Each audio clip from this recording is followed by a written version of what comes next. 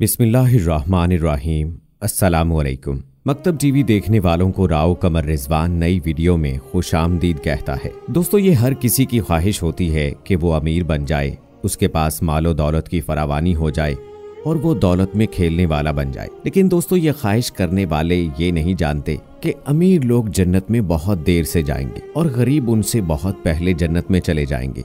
अमीर लोगों को अपनी दौलत का हिसाब देने में काफी वक्त लग जाएगा और यही दौलत अमीरों को जहन्नम की आग में भी डलवा सकती है। वो गरीब मुसलमान जिसकी जिंदगी अल्लाह की मर्जी वाली होगी, वो बहुत जल्दी से अपना हिसाब चुकाकर जन्नत में पहुंच जाएगा और हदीस के मुताबिक जहन्नम में अमीरों की बहुतात देखी गई है। आज की वीडियो में हम आपको एक सहाबी का वाकया सुनाने वाले हैं कि जिसने अपने लिए दौलत को पसंद किया, और ये भी बताएंगे कि कैसे उस सहाबी की दौलत ने उन्हें गफलत में डाला और कैसे वो नबी करीम सल्लल्लाहु अलैहि वसल्लम से और दीन से दूर होते चले गए। आज की वीडियो में आपको तफसील से उन सहाबी का वाकया सुनाएंगे, लिहाजा जरूरी है कि इस वीडियो को आखिर तक लाजमी देखिएगा। और अगर आपने अभी तक हमारा चैनल मकतब टीवी सब्सक्राइब नहीं किया है तो अभी सब्सक्राइब कर लें। साथ में लगे बेल आइकॉन को भी जरूर प्रेस कीजिएगा ताकि लेटेस्ट अपलोड होने वाली हमारी वीडियोस का नोटिफिकेशन आपको बर वक्त मिलता रहे। वीडियो को लाइक करें, शेयर करें अपने दोस्तों के साथ और कमेंट बॉक्स में अपनी राय का इजहार जरूर कीजिएगा। दोस्तों, याद रहे कि सहाबा जब इस्लाम कबूल करते थे तो उनके नाम तब्दील किए जाते थे और ज्यादातर सहाबा के जो नाम रखे जाते थे तो अब्दुल्ला या अब्दुर्रहमान रखे जाते थे और कई सहाबा का एक ही जैसा नाम होता था, अलबत्ता उनकी कुन्नियत मुख्तलिफ होती थी। आज जिन सहाबी का वाकया हम आपको सुनाने वाले हैं उनका नाम सालबा है और उनकी कुन्नियत इब्ने हातिब है। याद रहे कि सालबा नाम के और सहाबा भी हो सकते हैं, लेकिन हम जिस सालबा की बात कर रहे हैं वो सालबा बिन हातिब है। कहते हैं कि ये सहाबी जब इस्लाम में दाखिल हुए तो उनकी माली हालत अच्छी ना थी और आपको बताते चलें कि अपनी अफलास और गुर्बत से ये तंग थे। इसलिए हजूर अक़दस सल्लल्लाहु अलैहि वसल्लम की खिदमत में हाजिर हुए और कहने लगे, या रसूल अल्लाह सल्लल्लाहु अलैहि वसल्लम,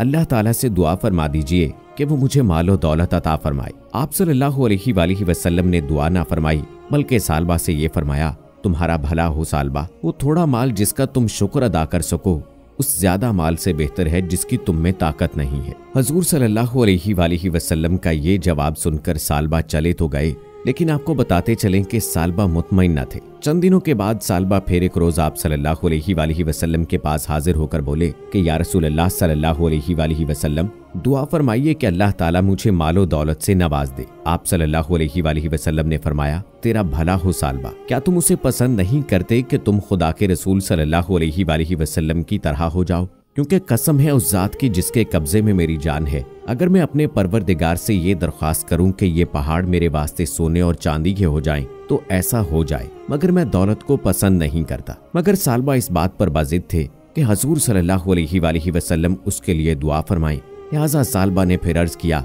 कसम है उस जात की जिसने आप सल्लल्लाहु अलैहि वसल्लम को हक के साथ जाहिर फरमाया, अगर आप सल्लल्लाहु अलैहि वसल्लम अल्लाह ताला से ये दुआ करें कि वो मुझे मालो दौलत से नवाज दे तो मैं यकीनन हर हकदार का हक अदा करूंगा। दोस्तों, आपको बताते चलें कि सालबा ने जब जिद की तो उस वक्त आप सल्लल्लाहु अलैहि वसल्लम ने सालबा की दरख्वास्त मंजूर फरमाते हुए उनके लिए यूं दुआ फरमाई, ऐ अल्लाह, सालबा को मालो दौलत से नवाज दे। दोस्तों, दुआ हो हजूर अक़दस सल्लल्लाहु अलैहि वसल्लम की और कबूल ना हो, ये कैसे हो सकता है? जैसे ही सालबा के लिए आप सल्लल्लाहु अलैहि वसल्लम की जुबान से ये दुआ निकली तो सालबा की एक बकरी से 4 हो गई, फिर 4 से 15, 16 और फिर करते करते सालबा की बकरियों की तादाद में बड़ी तेजी से इजाफा होने लगा। और कैसे ना होता, ये तो नबी करीम सल्लल्लाहु अलैहि वसल्लम की दुआ का सिला था। जब सालबा की बकरियों की तादाद बहुत ज्यादा बढ़ गई और उनकी बकरियों के लिए मदीना में जगह न रही तो मजबूरन सालबा को मदीना से हटकर करीब की वादियों में से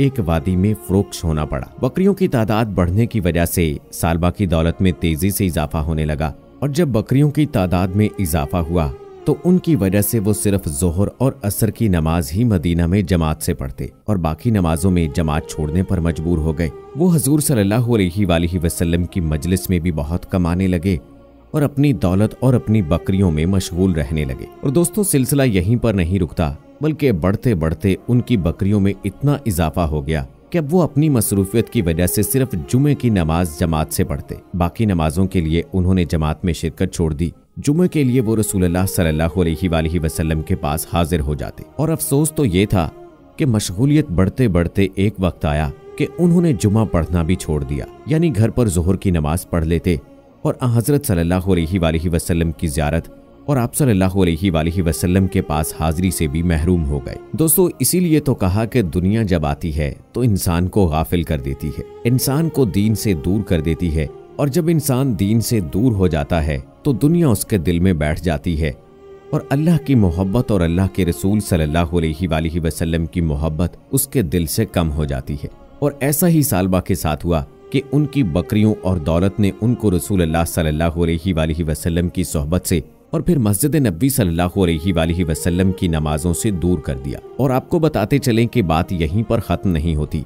कहते हैं कि एक दिन हज़रत सल्लल्लाहु अलैहि वसल्लम ने सहाबा से पूछा कि सालबा क्या हुए। लोगों ने आप सल्लल्लाहु अलैहि वसल्लम को उनका हाल बतलाया तो आप सल्लल्लाहु अलैहि वसल्लम ने उनके हालात सुनकर 3 मरतबा ये कलमात इरशाद फरमाए, या वे सालबा, यानी अफसोस सालबा, अफसोस सालबा, अफसोस सालबा। यानी सालबा का दौलत को पसंद करने, उनका मालो दौलत की तलब करने पर आप सल्लल्लाहु अलैहि वसल्लम ने अफसोस का इजहार फरमाया और सालबा का दुनिया में और मालो दौलत में इस कदर मगन होने पर अफसोस फरमाया। याद रहे कि ये दुनिया इंसान को तबाह कर देती है। दोस्तों, आपको बताते चलें कि फिर वो वक्त भी आया जब अल्लाह ताला ने माल के ऊपर ज़कात को वाजिब फरमाया और अल्लाह ताला ने मुसलमानों के लिए सदके का हुक्म भी जारी फरमाया और उसके मुतालिक कुरानी आयात की सूरत में अहकामात नाजिल फरमाए। और जब ये आयात नाजिल हुई तो रसूलुल्लाह सल्लल्लाहु अलैहि वसल्लम ने 2 आदमी सदकात वसूल करने के लिए भेजे और उन्हें सदका के फराइज और शरह लिख कर दी।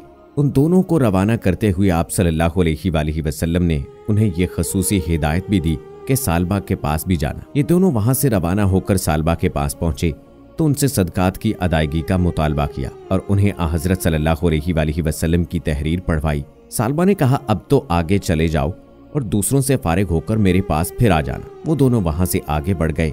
वापसी में वो फिर सालबा के पास आए तो सालबा ने दोबारा पसोपेश से काम लिया और कहने लगे, वो तहरीर मुझे फिर दिखलाओ जो तुम्हारे पास है, मैं उस पर एक नजर डालूंगा। वो तहरीर पढ़ने के बाद सालबा ने उनसे कहा, ये सदका तो जिजिया ही किसी एक किस्म है, अब तो तुम जाओ ताकि मैं भी इसके मुतालिक राय कायम कर लूं। और एक रिवायत में है कि सालबा ने कहा कि तुम जाओ, मैं खुद हजूर सल्लल्लाहु अलैहि वसल्लम के पास आ जाऊंगा। ये दोनों वहां से रसूलुल्लाह सल्लल्लाहु अलैहि वसल्लम के पास वापस आए। इससे पहले कि आप सल्लल्लाहु अलैहि वसल्लम को कुछ बतलाते, आप सल्लल्लाहु अलैहि वसल्लम ने उन्हें देखते ही फिर वही कलमा इरशाद फरमाया, या वही सालबा, अफसोस सालबा। इसके बाद इन सहाबियों ने आप सल्लल्लाहु अलैहि वसल्लम को सालबा की रुदाद सुनाई। आप सल्लल्लाहु अलैहि वसल्लम ने फरमाया, सालबा हलाक हो गया। और सालबा के इस रवैये पर कुरान पाक की आयात भी नाजिल हुई। दोस्तों, खुद ही सोच लें कि जिसकी हलाकत के बारे में नबी करीम सल्लल्लाहु अलैहि वसल्लम ने फरमा दिया तो उस शख्स की हलाकत में क्या तरद्दुद बाकी रह जाता है। कहते हैं कि उस वक्त हजरत सल्लल्लाहु अलैहि वसल्लम के पास सालबा के रिश्तेदारों में से एक शख्स मौजूद था। आप सल्लल्लाहु अलैहि वसल्लम ने उसे ही सालबा के पास ये पैगाम देकर भेजा कि अल्लाह ताला ने तुम्हारे बारे में कुरानी आयात नाजिल फरमाई है। दोस्तों, कहते हैं कि ये सुनना था तो सालबा ये सुनते ही घर से रवाना होकर हजरत सल्लल्लाहु अलैहि वसल्लम के पास हाजिर हुए और अर्ज करने लगे, उनकी तरफ से सदका कबूल फरमा ले। आप सल्लल्लाहु अलैहि वसल्लम ने फरमाया, मुझे अल्लाह ताला ने इससे रोक दिया है कि तुम्हारा सदका कबूल करो। और आप सल्लल्लाहु अलैहि वसल्लम ने सालबा का सदका कबूल न फरमाया। इस पर सालबा बदहवास होकर अपने सर पर खाक उड़ाने लगे। आप सल्लल्लाहु अलैहि वसल्लम ने फरमाया, ये तुम्हारे ही अमल की वजह से है। मैंने तुम्हें एक हुक्म दिया मगर तुमने मेरी इताअत नहीं की। गर्ज आप सल्लल्लाहु अलैहि वसल्लम ने उनकी तरफ से कुछ भी कबूल करने से इनकार फरमा दिया। दोस्तों, ये है दुनिया की और दौलत की हकीकत कि जब ये इंसान के पास आ जाती है तो इंसान को मगरूर कर देती है और इसकी मोहब्बत में इंसान अंधा हो जाता है और हक बात उसको समझ नहीं आती। और ये दुनिया और दौलत इंसान को अल्लाह से और अल्लाह के रसूल सल्लल्लाहु अलैहि वसल्लम से दूर करती है। इसलिए दुनिया की और मालो दौलत की तलब ज्यादा नहीं करनी चाहिए। बस अल्लाह से यही दुआ करनी चाहिए कि अल्लाह पाक रिज़्क़ हलाल और आफियत वाला रिज़्क़ अता फरमाए। दोस्तों, याद रहे कि उस सहाबी के लिए उसकी दौलत ही उसकी तबाही और बर्बादी का सबब बनी। कहते हैं कि आप सल्लल्लाहु अलैहि वसल्लम की वफात के बाद जब हजरत अबू बकर रज़ियल्लाहु ताला अन्हु खलीफा बने तो सालबा उनके पास हाजिर हुए और दरख्वास्त की कि उनकी तरफ से सदकात कबूल कर लिए जाएं। उन्होंने भी इनकार करते हुए फरमाया, तुम्हारे सदकात को रसूलुल्लाह सल्लल्लाहु अलैहि वसल्लम ने कबूल नहीं फरमाया था, इसलिए मैं भी कबूल नहीं कर सकता।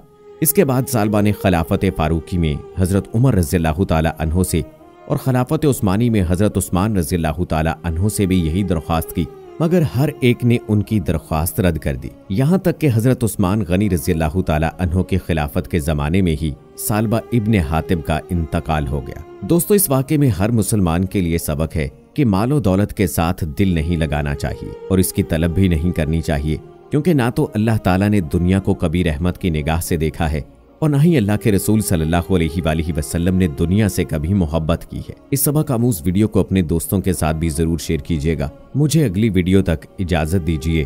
फी अमानिल्लाह।